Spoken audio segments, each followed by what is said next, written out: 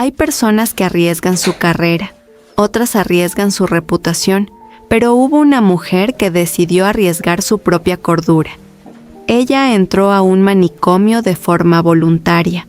Durante 10 días soportó hambre, maltratos y el miedo de que nadie fuera a sacarla.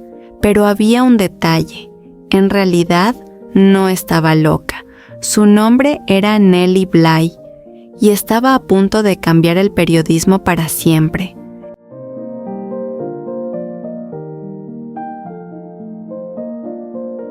Antes de ser conocida como Nellie Bly, se llamaba Elizabeth Jane Cochran. Nació el 5 de mayo de 1864 en un pequeño pueblo de Pensilvania llamado Cochran's Mills. Su padre, Michael Cochran, había trabajado durante años en molinos, pero con esfuerzo logró convertirse en comerciante, terrateniente y juez local. Gracias a ello, durante su infancia, Elizabeth y su familia vivieron con cierta comodidad. Todos la conocían por un apodo muy peculiar, Pink, porque prácticamente toda su ropa era de color rosa. Era inquieta, curiosa y hacía preguntas constantemente. Sin embargo, aquella infancia privilegiada terminó muy pronto. Cuando Elizabeth tenía apenas 6 años, su padre murió.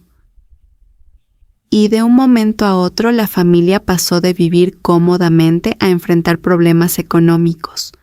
Su madre quedó sola criando 15 hijos, entre los del primer matrimonio de Michael y los 5 propios. Elizabeth soñaba con estudiar. Logró entrar a la universidad, pero únicamente permaneció 6 meses. Simplemente ya no había dinero para pagarla. En aquella época, el futuro para muchas mujeres parecía estar decidido: casarse, tener hijos y permanecer en casa. Pero Elizabeth nunca aceptó esa idea. Un día leyó un artículo del periódico Pittsburgh Dispatch. El título defendía que las mujeres únicamente servían para cuidar el hogar. Aquellas palabras la enfurecieron. Así que escribió una carta al editor. No firmó con su verdadero nombre. La envió como la huérfana solitaria.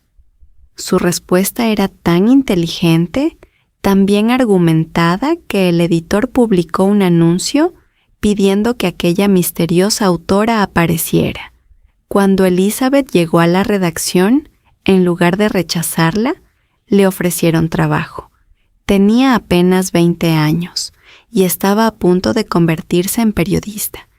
En aquella época, muchas mujeres periodistas utilizaban seudónimos. El editor decidió ponerle uno. Tomó el nombre de una famosa canción de Stephen Foster. Así nació Nellie Bly. Al principio comenzó escribiendo sobre las mujeres trabajadoras. Visitó fábricas, habló con obreras, documentó salarios miserables, jornadas interminables y explotación infantil. Sus artículos molestaron tanto a los empresarios que comenzaron a presionar al periódico.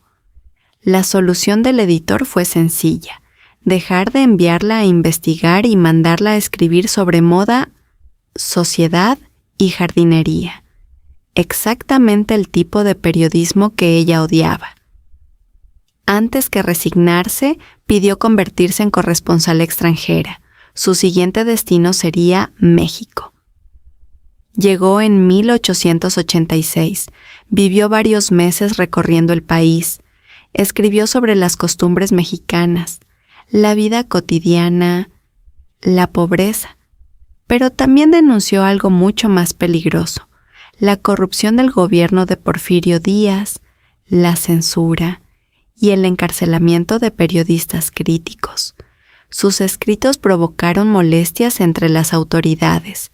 Le advirtieron que podía ser arrestada, así que regresó a Estados Unidos. Más tarde publicaría un libro con esa experiencia titulado 6 Months in Mexico, donde mezcló observaciones sobre la cultura mexicana con fuertes críticas al autoritarismo del régimen. En New York buscó empleo durante meses. Nadie quería contratarla, hasta que logró convencer a Joseph Pulitzer, el famoso dueño del periódico New York World.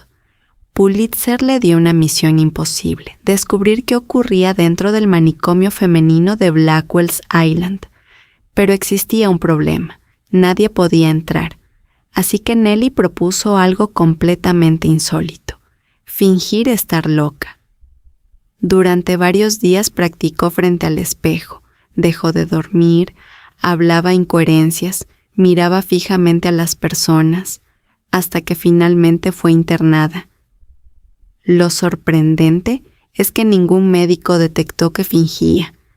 La declararon oficialmente demente y fue enviada al asilo. Lo que encontró allí fue mucho peor de lo que imaginaba.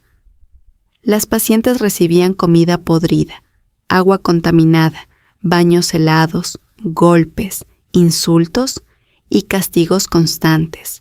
Muchas mujeres ni siquiera padecían enfermedades mentales. Algunas no hablaban inglés, eran pobres o simplemente habían sido abandonadas por sus familias. Nellie soportó 10 días, temiendo que nadie fuera por ella, porque si el periódico fallaba, podría quedarse encerrada para siempre. Finalmente, el New York World consiguió liberarla y publicó su investigación, 10 Days in a Madhouse. El impacto fue inmediato. Se abrió una investigación oficial. El presupuesto destinado a hospitales psiquiátricos aumentó y comenzaron importantes reformas en el trato a los pacientes. Muchos historiadores consideran este reportaje uno de los primeros grandes ejemplos del periodismo de investigación encubierto. Después del éxito, Nellie buscó un desafío aún mayor. Quería demostrar que una mujer podía hacer exactamente lo mismo que el protagonista de la novela La Vuelta al Mundo en 80 días de Julio Verne. Propuso recorrer el planeta sola. El periódico dudó. Decían que necesitaría varios baúles, que sería demasiado peligroso y que una mujer no podía hacerlo. Nellie respondió algo que hoy se recuerda como una de las frases más famosas de su carrera: envíen a un hombre. Yo haré el viaje para otro periódico. Aceptaron inmediatamente. El 14 de noviembre de 1889 partió desde Nueva York llevando una sola maleta de mano. Nada más. Atravesó Inglaterra, Francia, el Canal de Suez, Ceilán, hoy Sri Lanka, Singapur, Hong Kong, Japón y cruzó el Pacífico. Durante el viaje incluso conoció personalmente a Julio Verne en Francia. Él le dijo que, si lograba hacerlo en menos de 79 días, la felicitaría con entusiasmo. Mientras tanto, otro periódico envió a otra periodista, Elizabeth Bisland, para competir con ella viajando en sentido contrario alrededor del mundo. La prensa convirtió ambos recorridos en una auténtica carrera internacional. Nellie regresó el 25 de enero de 1890. Había tardado 72 días, 6 horas, 11 minutos y 14 segundos. Un récord mundial. Millones siguieron la aventura diariamente. Fue una celebridad internacional. En 1895 sorprendió nuevamente. Se casó con Robert Seaman, un industrial mucho mayor que ella. Muchos pensaron que abandonaría su carrera, pero ocurrió lo contrario. Cuando él murió, ella tomó el control de sus fábricas, implementó mejores salarios, instaló comedores y mejoró las condiciones laborales, y registró varias patentes relacionadas con recipientes metálicos, una faceta poco conocida de su vida. Sin embargo, la empresa terminó enfrentando problemas financieros y un administrador deshonesto desvió fondos, lo que afectó gravemente el negocio. Cuando comenzó la Primera Guerra Mundial, Nellie volvió a hacer algo impensable. Se convirtió en corresponsal de guerra, viajó al Frente Oriental, Entrevistó soldados, presenció bombardeos y escribió desde las zonas de combate. Fue una de las primeras mujeres en cubrir una guerra directamente desde el frente. En esos mismos años, también apoyó públicamente el sufragio femenino y escribió que, aunque el cambio tardaría, estaba convencida de que las mujeres terminarían conquistando ese derecho. No se equivocó. En 1920 se aprobó la 19ª enmienda a la Constitución de Estados Unidos, que reconoció el voto femenino a nivel nacional. El 27 de enero de 1922, Nellie Bly murió en Nueva York. Tenía apenas 57 años. La causa fue una neumonía, pero para entonces ya había demostrado que una mujer podía infiltrarse donde nadie más entraba, viajar más rápido que cualquier otro periodista, dirigir empresas, cubrir guerras y cambiar leyes con una sola historia. Hoy su nombre aparece en el National Women's Hall of Fame.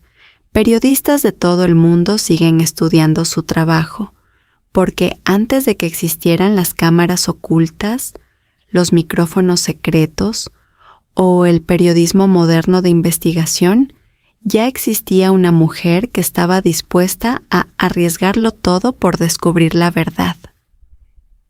Y quizá ese sea el mayor legado de Nellie Bly.